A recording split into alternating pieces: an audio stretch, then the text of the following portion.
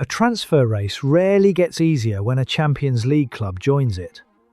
Sunderland's pursuit of Engels has just taken that turn, with Napoli now stepping into a chase that already featured Nottingham Forest. The state of play is clear enough. Both Sunderland and Forest have submitted formal inquiries. Celtic's valuation is unconfirmed, but anything north of 25 million should be enough to open the door.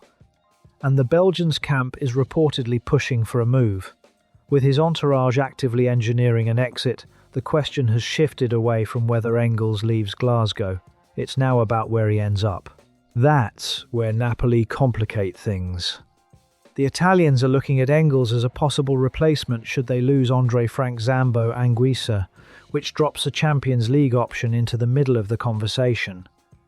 For a 22-year-old whose people clearly want a statement move, that carries more weight than the size of any single bid.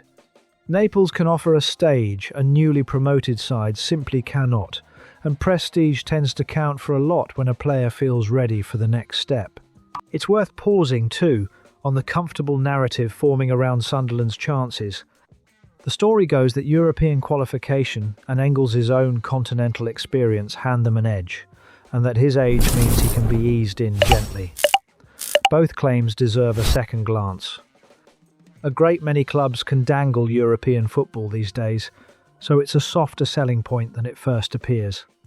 And the idea of easing him in slowly sits awkwardly against a fee of 25 million or more money that size, in a season split across two competitions, tends to demand a return sooner rather than later.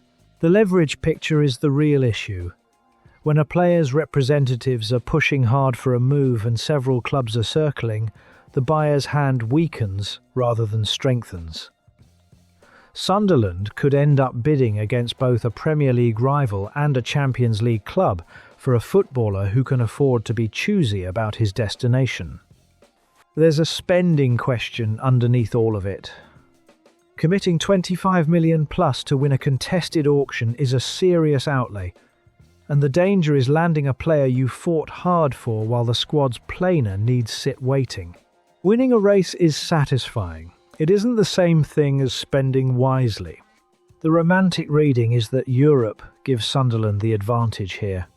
The colder one is that the same qualification half the chasing pack can now wave around isn't much of an edge at all. Against a Champions League side, for a player chasing the biggest move on the table, Sunderland may find that being in the race and being the favourite are two very different things.